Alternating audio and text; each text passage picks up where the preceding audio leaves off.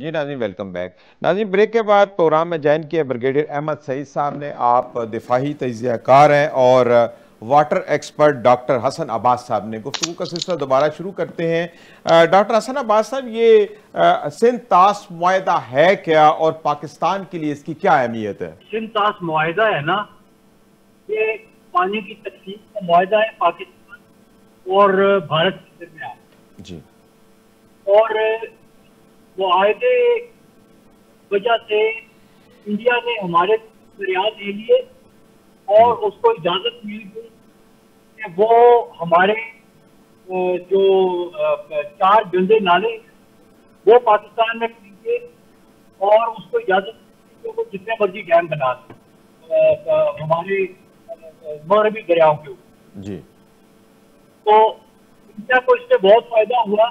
पाकिस्तान को मुआहदे ने as a lower riparian कोई फायदा नहीं दिया, क्योंकि जो मुआहदे होते हैं पानी की तकसीम पे, उसमें लोअर राइपेरियन को प्रोटेक्शन चाहिए 3 चीजों के खिलाफ। पहली चीज तो ये डैम ना बने। डैम बनने से जो आपके दरिया का कुदरती बहाव है खलल आता है, और आपकी अगर इकोनॉमी और आपका कल्चर कुदरती बहाव के साथ हम है तो उससे आपको नुकसान हो। सही। तो डैमिंग की पूरी इजाजत मिल के जितनी मर्जी बना लो, तो डैमिंग से तो हमें बिछाया नहीं जी। उसके बाद में दूसरी बात यह कि ये डाइवर्जन से बचाते हैं। सही। कि पानी कोई आपका निकाल के रोक ना ले। सही। या कहीं और ना ले। ठीक है। तो उसमें इस 3 दरिया उनको डाइवर्ट करने की इजाजत दे, और इवन वेस्टर्न में भी इतना ज्यादा पानी डाइवर्ट करने की इजाजत दे दी जितना अभी तक वो कर सकते थे। जिसके तराजुर में मोदी साहब को आपने कहते हुए सुना होगा कि पाकिस्तान हमारा पानी देते हुए पाकिस्तान से पापा पानी वापस लेंगे। सही। क्योंकि वो निकाल नहीं सकते अभी तो। अच्छा, तीसरी चीज है आलूदगी। जी। अगर कोई अपर राइपेरियन पानी को आलूदा करेगा तो उससे लोअर राइपेरियन को नुकसान पहुंचेगा। सही। तो आलूदगी का ये है कि 4 गंदे नाले जिसके बीच में जितना मर्जी वो गंद डाल दे और जो मर्जी उसमें डाल दे, जैसा उसकी गंद डाल, दोनों चीजों से इजाजत मिल गई। तो पाकिस्तान ने दरअसल दो राइपेरियन कोई एक जो हक होता है वो हमें नहीं मिला, बल्कि ने जो इंटरनेशनल कवानीन खिलाफवर्जी करते हुए भारत ने पानी रोका, गंदा किया और डैम बनाए। सही। उन सब की उसको तहफ्फुज़ मिल गया। ठीक है। क्योंकि अगर वो तहफ्फुज़ हो तो हम इंटरनेशनल कोर्ट में जा सकते हैं। सही। तो ये तो बड़ी अच्छी बात है कि रोक देते हैं। ठीक है। जी ठीक है। जी ठीक है। डॉक्टर साहब, आपसे गुफ्तगू का सिलसिला अभी जारी रहेगा, आगे बढ़ते हैं। ब्रिगेडियर साहब, आपको मेरी आवाज आ रही है? जी, आपकी आवाज आ रही है। जी जी। अच्छा ब्रिगेडियर साहब, ये मुसद्दका तहकीकात और सबूतों के बगैर इंडिया हमारे ऊपर इल्जामात की बौछार कर देता है। इंडिया में कुछ भी हो जाए, कोई वाकया हो जाए, ये क्या रवैया है इंडिया का? देखिए जी, इंडिया का रवैया कोई नया तो है नहीं। We are used to it. पिछले 70 सालों के अंदर इंडिया का हमेशा से यही रवैया रहा है। जब भी उसको मौका मिला है पाकिस्तान को मनाइन करने का, बदनाम करने का या किसी भी किस्म का नुकसान पहुंचाने का, तो इंडिया ने उस मौके को जाया नहीं किया।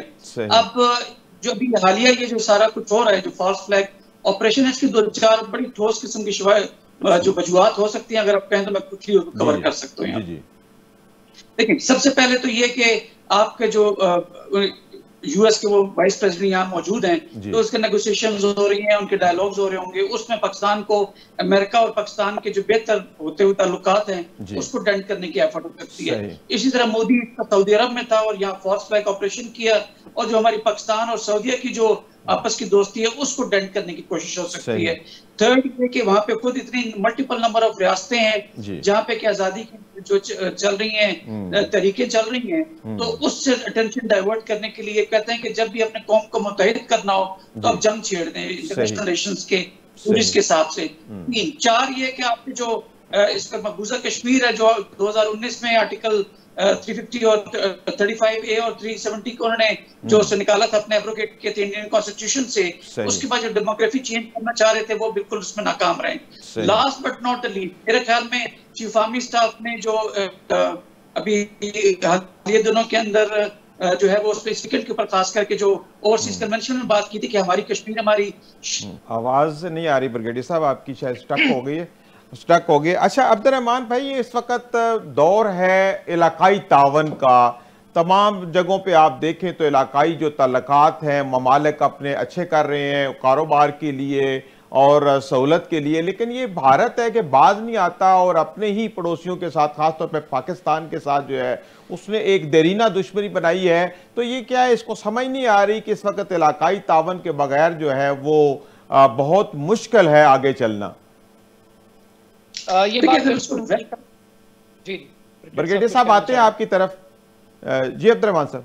ओके ठीक। मैं बिल्कुल ब्रिगेडियर साहब ने जिस तरीके से बात की और एक नक्शा खींचा, यही बात हम पहले भी कर रहे थे और आप जिस बात को कह रहे हैं कि रीजन के हवाले से भारत का जो रवैया है कि वो अपने आप को एक आलमी ताकत कहलवाना चाहता है, मनवाना चाहता है ताकत के जरिए, सही सफारतकारी के जरिए नहीं, इखलाकी असूलों के जरिए नहीं।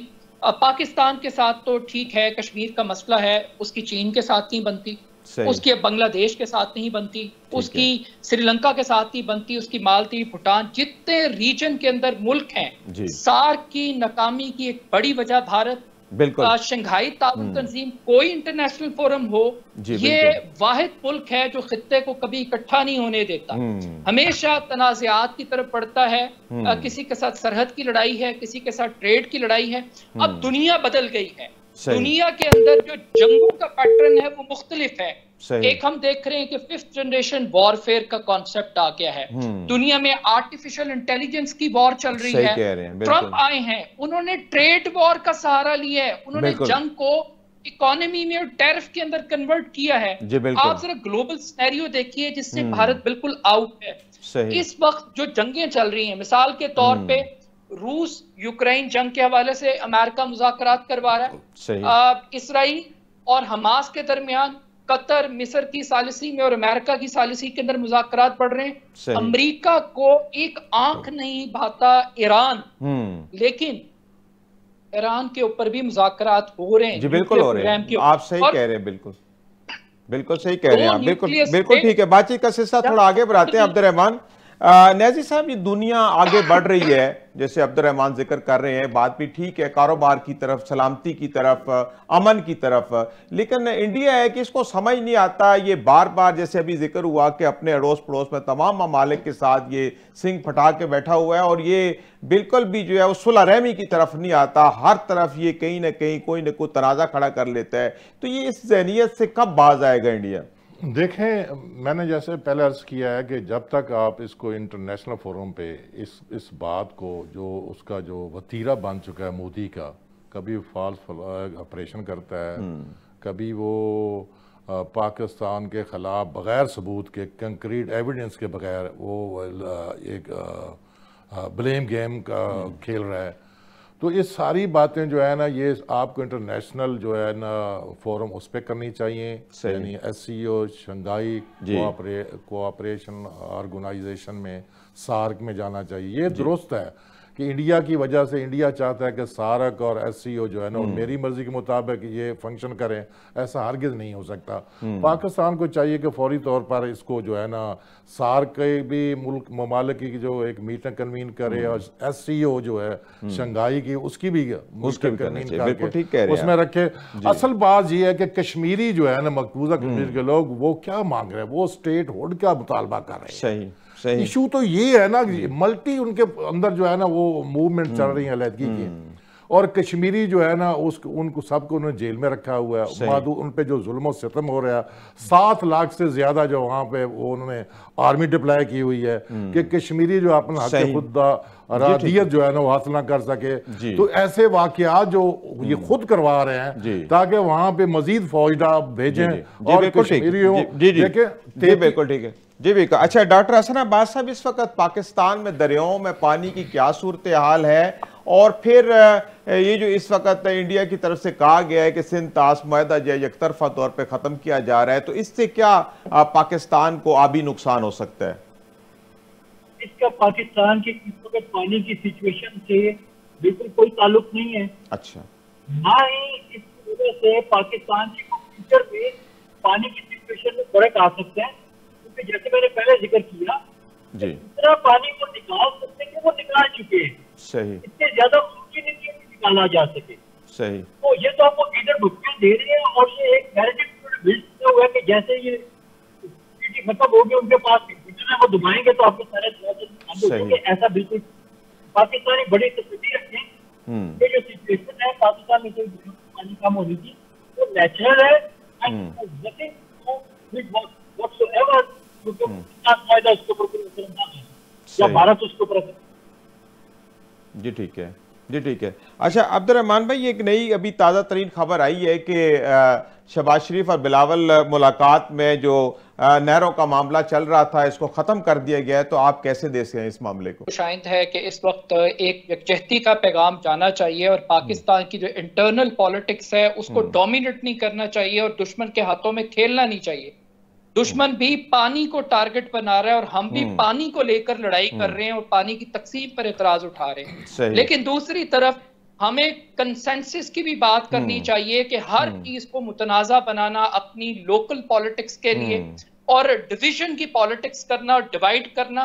कालाबाग डैम हमने मुतनाज़ा बनाया, हमने क्या गेन किया? आज हम नहरों को मुतनाज़ा बना रहे हैं, हम क्या गेन कर रहे हैं?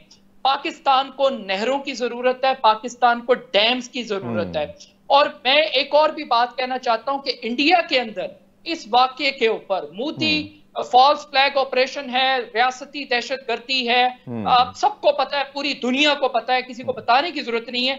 लेकिन इसके बावजूद वहां पे ऑल पार्टीज कॉन्फ्रेंस हो रही है। आजाद मकबूजा कश्मीर के अंदर जो पार्टीज हैं वो अपनी अलहदा कॉन्फ्रेंस कर रहे हैं, चाहे वो हुकूमत से हैं चाहे वो ऑपोजिशन से हैं। पाकिस्तान के अंदर भी प्राइम मिनिस्टर को चाहिए कि वो लोग जो डियाला जेल में बैठे हुए हैं, वो लोग जो एहतजाज कर रहे हैं बलोचिस्तान में या नाराज हैं, अक्रॉस दी बोर्ड एक कॉमन कंसेंसस के ऊपर, नेशनल सिक्योरिटी के ऊपर पीपल्स पार्टी को बैठना चाहिए। बिल्कुल ठीक कह रहे हैं, बिल्कुल ठीक कह रहे हैं। ब्रिगेडियर साहब की तरफ बढ़ते हैं। जी बिल्कुल ठीक है। एक आखिरी बात अगर आप मुझे इजाजत दे दें, अभी हम बात कर रहे थे, देखिए पिछले 30 साल से एक पैटर्न है। हमें कहा गया कि सीबीएम्स की बात करें, पीपल टू पीपल कांटेक्ट की बात करें, कश्मीर को एक साइड पे रख दें, हम तिजारत कर लेते हैं, हम क्रिकेट खेल लेते हैं, हम मिलके फिल्में बना लेते हैं, कुछ लोग इधर से जाएंगे कुछ लोग उधर से आएंगे, तो मामला नॉर्मलाइज हो जाएंगे। लेकिन पिछले 30 साल का पैटर्न ये बता रहा है कि हम ये एक्सरसाइज करते हैं कॉन्फिडेंस बिल्डिंग मैयर के नाम पे, एक उड़ी, एक पठानकोट, एक पुलवामा, एक बॉम्बे अटैक और ये पलगाम, इस किस्म के वाकयात से भारत भाग जाता है।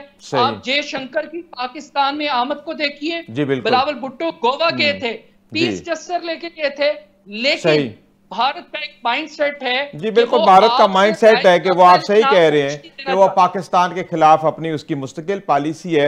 अच्छा ब्रिगेडियर साहब, आप क्या समझते हैं कि हमें अपनी कौमी कंसेंसस की तरफ जाना चाहिए? जो पोलराइजेशन बहुत ज्यादा हो गई है उसको कम करना चाहिए, क्योंकि भारत जैसे शातिर दुश्मन के साथ हमारा पाला है। जी बिल्कुल, देखिए अब्दुर्रहमान साहब बिल्कुल ठीक कह रहे हैं कि आपके जितने पॉलिटिकल पार्टीज हैं, चाहे वो नाराज हैं, चाहे रिजर्वेशंस हैं, कोई इलेक्शंस पे उनको कोई भी इतराज है, मैं समझता हूँ सबको मिलकर बैठ के इसको पॉलिसी बनानी चाहिए। इंडियन साइड पे अगर आप देखें तो ऑल पार्टीज कॉन्फ्रेंसेस हो रही हैं, यहाँ पर भी अपोजिशन को जो है वो उसको लेके बैठना चाहिए, इसमें कोई दो राय नहीं। एक वजह जो मैं शायद भूल गया था कहना वो यही है कि मोदी को शायद ये लगा कि चूंकि यहाँ पोलैरिटी हो गई हमारी सोसाइटी में, तो शायद वो इन्ग्रेस कर सकता है। उसको ये नहीं मालूम कि पाकिस्तानी कौम जो है जब भी इस पे चैलेंज आता है, स्पेशली ईस्ट की जानिब से, इंडिया की जानिब से, तो पाकिस्तानी झंडे तले पाकिस्तान का मतलब क्या है, ला इलाहा इल्लल्लाह की मोटिवेशन के साथ वो जमा होते हैं और इंडिया के खिलाफ सीना सफर होते हैं। तो एक वजह ये भी आपने बिल्कुल ठीक अब्दुर्रहमान साहब ने कि तमाम पॉलिटिकल पार्टी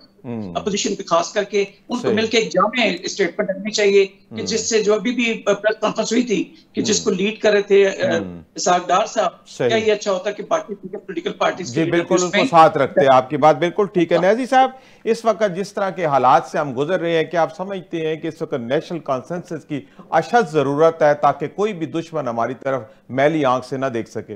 बिल्कुल इस वक्त अशद ज़रूरत है। मैं समझता हूँ कि इनको बानी पीटे इमरान खान को फौरी तौर पर रिलीज़ कर देना चाहिए।